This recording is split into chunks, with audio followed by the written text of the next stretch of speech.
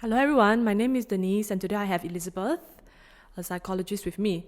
She's really special because she's all the way from Chile and she has her own unique experiences working with refugees and she's been to many countries, so her English is actually not bad. So without further ado, I'll hand the mic over to Elizabeth to give a good introduction of herself.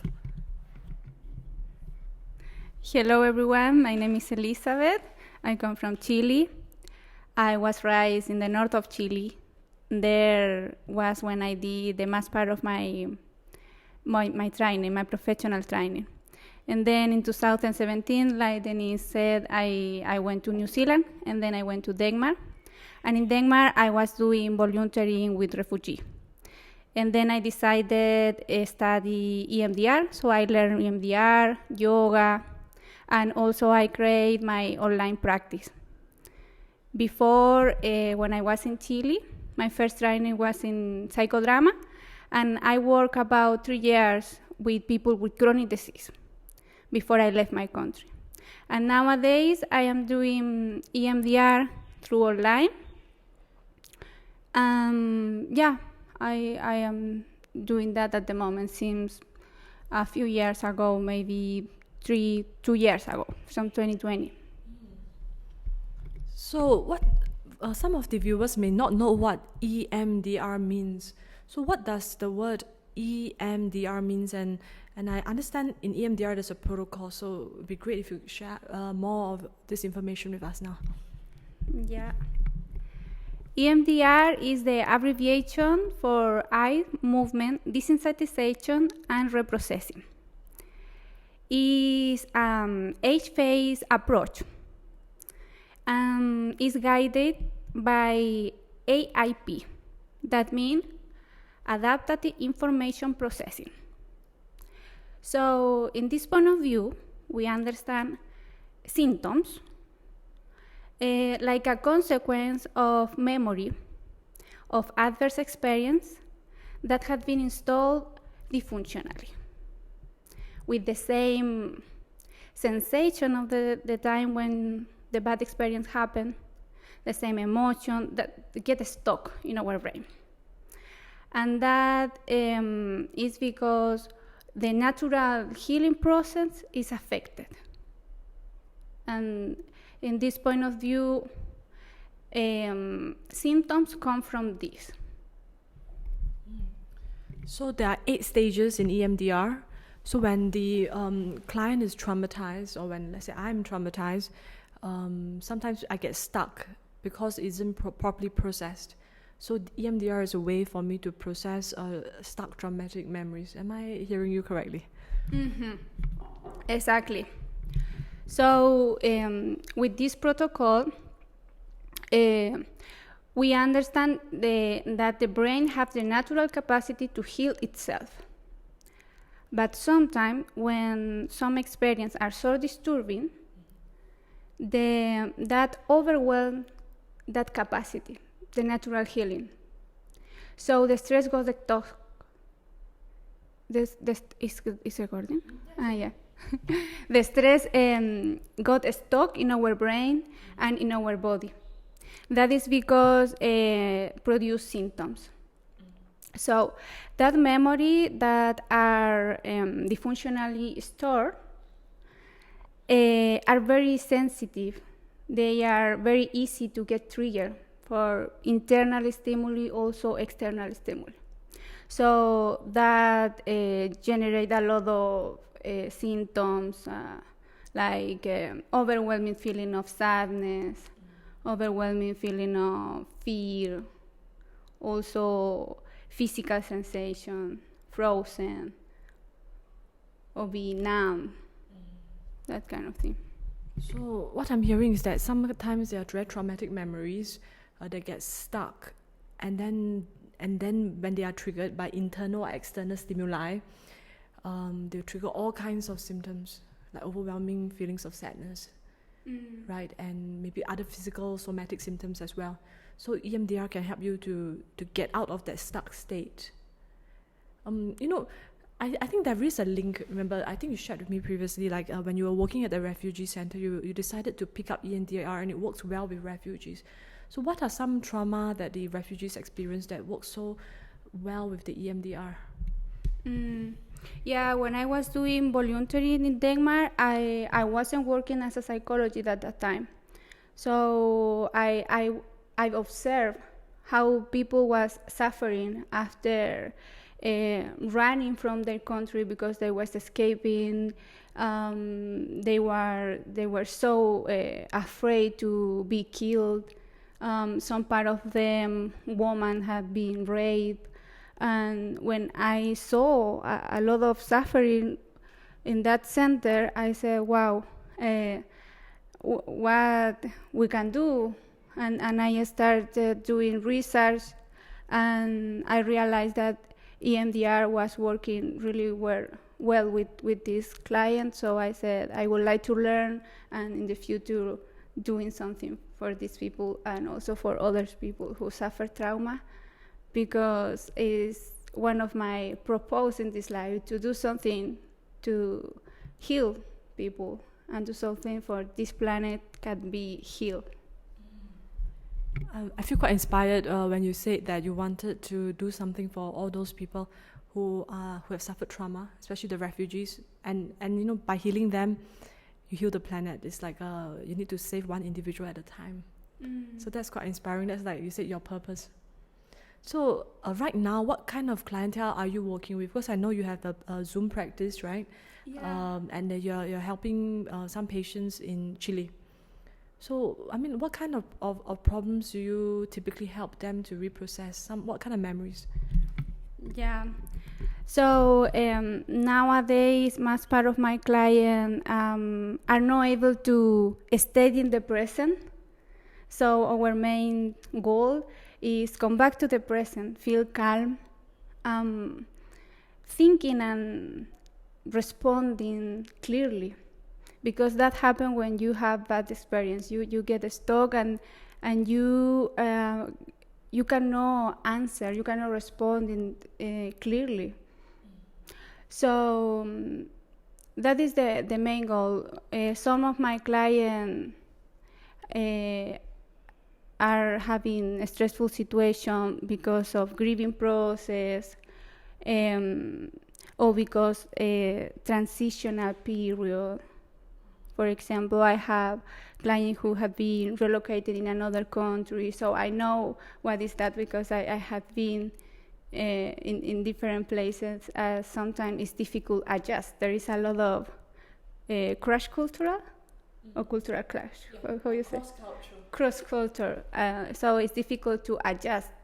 So that kind of grieving process, I am helping them, and other are well right now, but they have a history of violence with family, and so the main symptoms is that they feel like they cannot move forward. They feel like there is a war in front of them, and they start with this kind of symptom, overwhelming feeling of sadness, fear. And so it's difficult for them to achieve their goal. So that is because they looking for help. And when they call me, they say, I would like to achieve my goal, but I feel like there is a wall in front of me and I cannot move. And I said, yeah, because the story that you tell yourself, what you tell yourself is, no matter what I do, I don't gonna make it different. So they just disappoint, and that is a cycle. So what I'm hearing is that some of your clients, especially a lot of them that's been through trauma, like last time you mentioned rape, family violence, it's almost like there's an immovable wall in front of them. No matter what they do, the wall won't come down. It's an impenetrable wall. But EMDR is actually helpful to get that wall away. I think that was once you shared with me how that wall changed from a brick wall, like a metal wall, into a brick wall, into a paper wall. It gets thinner and thinner as EMDR progresses. I really love that metaphor. Can you share more about that case?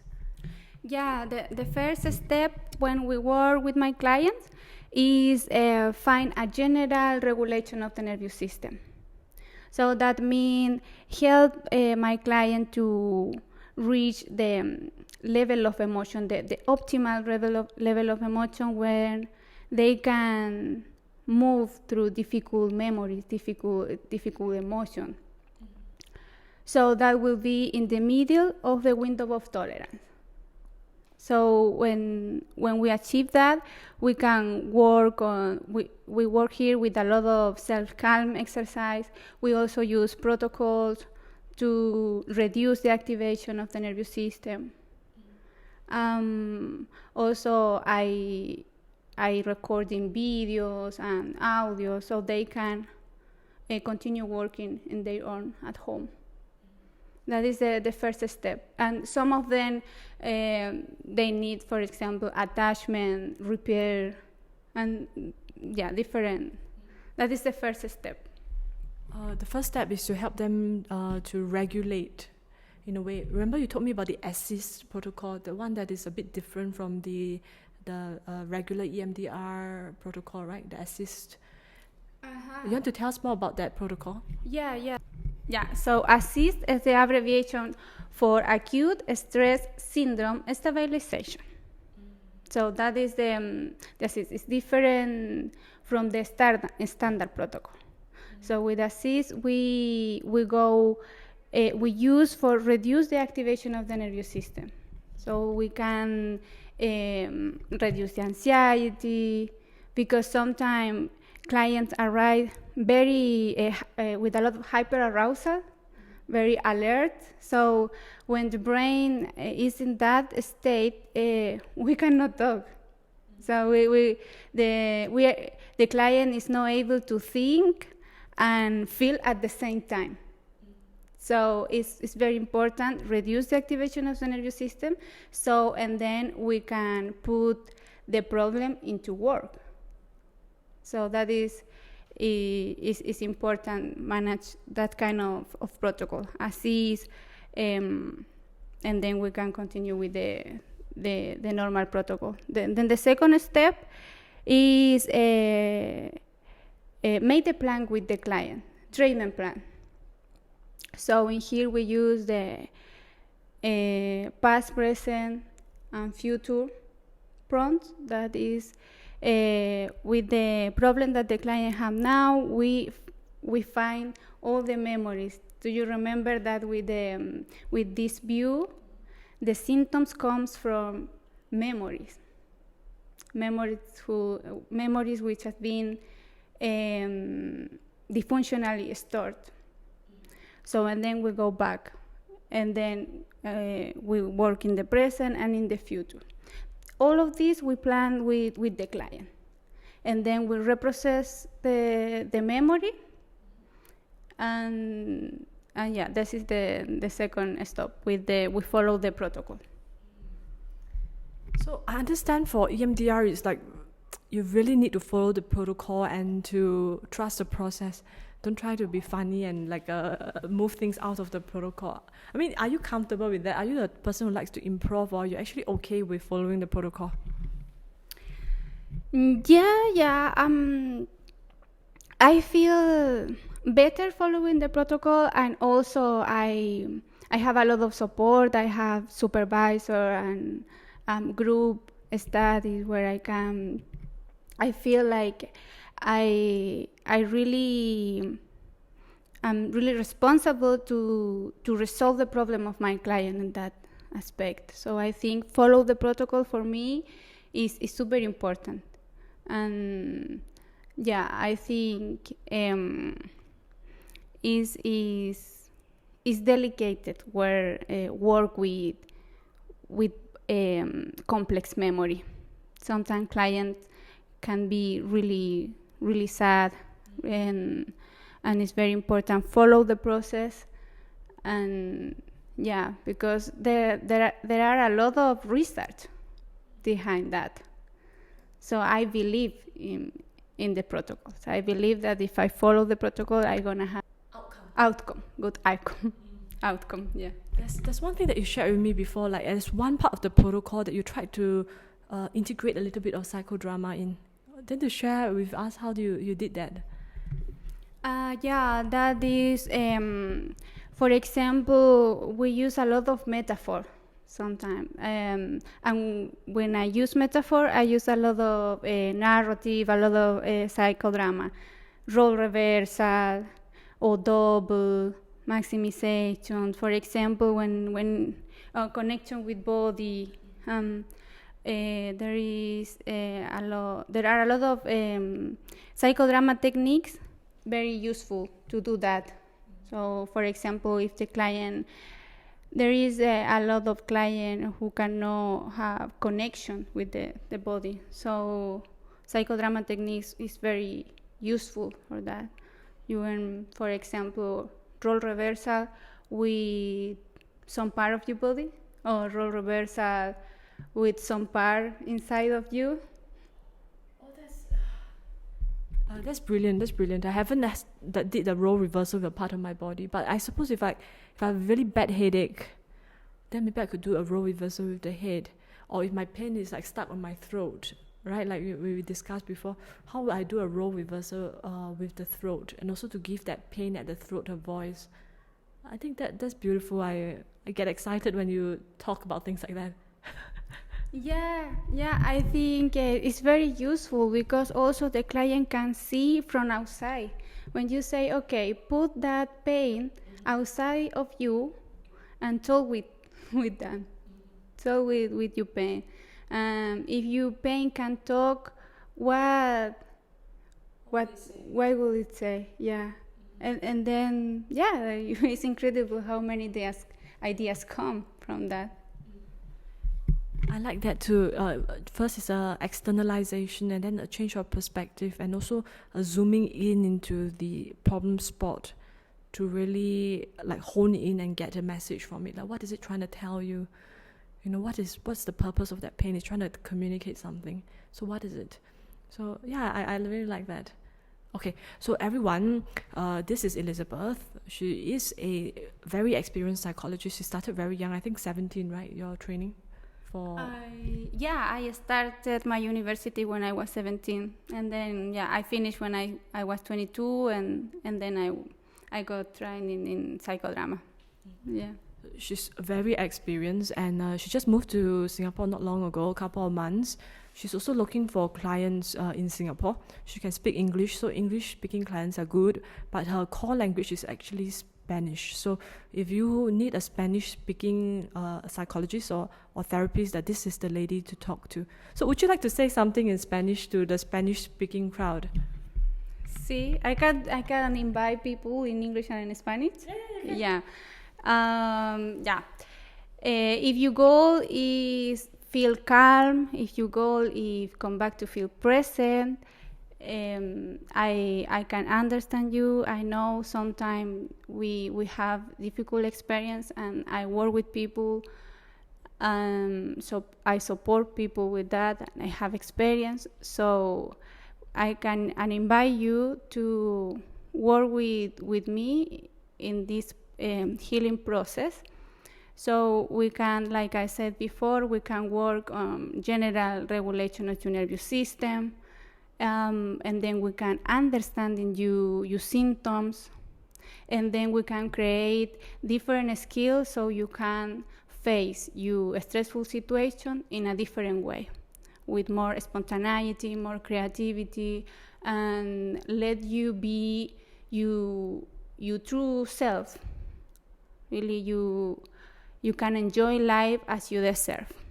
And in Spanish, hola a todos, espero que les guste tener una aventura de psicoterapia en español aquí en Singapur. Si quieres sentirte presente, si quieres volver a tu calma, podemos trabajar juntos, y te voy a ayudar a buscar esa regulación de tu sistema nervioso, que es algo involuntario. Y he estado ahí, y también trabajo con gente que le ha pasado, entonces te puedo ayudar a regular tu sistema nervioso y luego hacer este trabajo de memorias que estaba explicando anteriormente, reprocesar memorias y ayudarte a crear nuevas herramientas para enfrentar tu situación difícil. Gracias. So I really love the sound of Spanish. Actually, I didn't get any word of that. Maybe I will just start learning some Spanish from Elizabeth. Maybe she can teach me some. But I just love the sound of it. Okay, anyway, that's the end of today's video. I learned a lot about EMDR from Ellie today. And if you like this video and you wanna talk to Ellie more, I'll leave her contacts at the description below. She also has a YouTube channel. So I'll also leave the link to her YouTube channel below so that you can check out her videos, but they're all in Spanish. I think there's some subtitles that you can do in English, so you can still watch those videos. And okay, thank you so much, Ellie, for being with us today. So if you like this video, kindly press like, share, and subscribe. Thank you. Bye-bye. Bye. Bye.